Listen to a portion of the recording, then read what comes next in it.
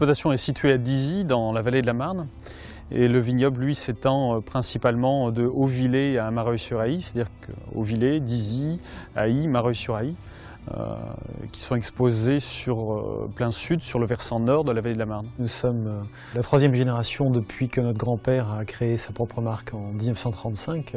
On a un encépagement sur ce secteur d'environ 40% chardonnay, 40% meunier et 20% pinot noir.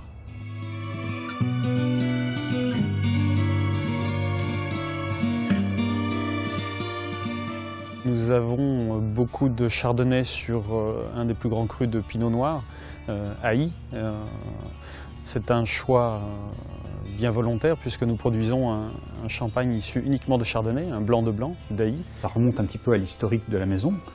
Quand mon grand-père a commencé à vinifier et à champagniser à son propre compte, dans notre vallée de la Marne, la grande vallée de la Marne, il n'y avait pas de chardonnay, c'était uniquement pinot noir et pinot meunier.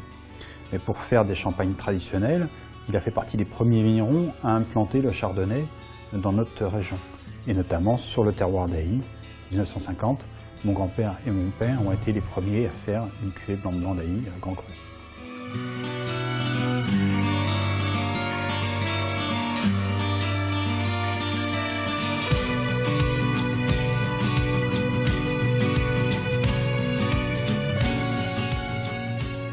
Nous sommes assez traditionnels dans la culture de la vigne.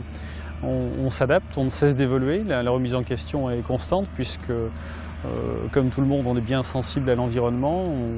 On utilise de moins en moins de produits, mais de plus en plus à bon escient et au bon moment. On revient un petit peu plus au travail du sol, à l'enherbement également, des techniques qu'on avait un petit peu oubliées, mais depuis une dizaine d'années qui sont de plus en plus utilisées. Cependant, suivant chaque parcelle, chaque méthode va être différente. On va s'adapter au sol, à l'exposition et puis évidemment à l'âge de la vigne également, puisque suivant l'âge de la vigne, il est plus ou moins difficile de revenir en arrière, de changer les pratiques culturelles.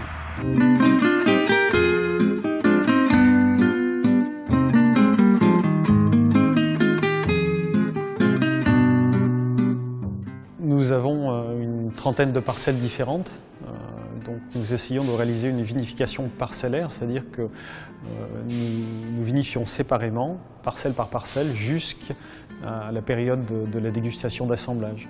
Ça va nous permettre d'avoir un choix plus important de vin pour élaborer cet assemblage.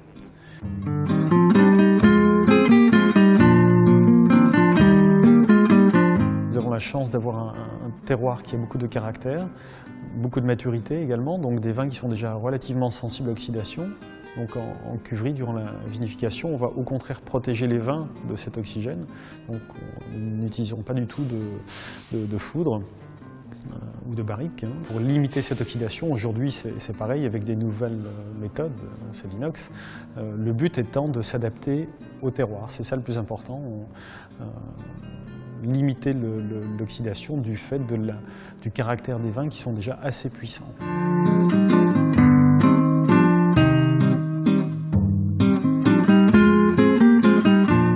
Je vous propose de déguster le blanc de blanc d'Ailly. C'est une cuvée un petit peu atypique, étant donné que nous avons été les premiers à faire un blanc de blanc sur un grand cru noir, le terroir d'Ailly. Nous, notre blanc de blanc est très fruité. Donc c'est un blanc de blanc qui est plutôt fruité type agrumes. Donc citron, pamplemousse et de temps en temps un petit peu en vieillissant, un petit peu zeste d'écorce d'orange. Donc le premier nez qu'on commence à ressentir, c'est le côté un petit peu citronné. Après, en bouche, le côté pamplemousse et un petit peu zeste d'orange qui ressort, toujours avec ce côté très fruité, très rond. Du blanc blanc d'Ailly.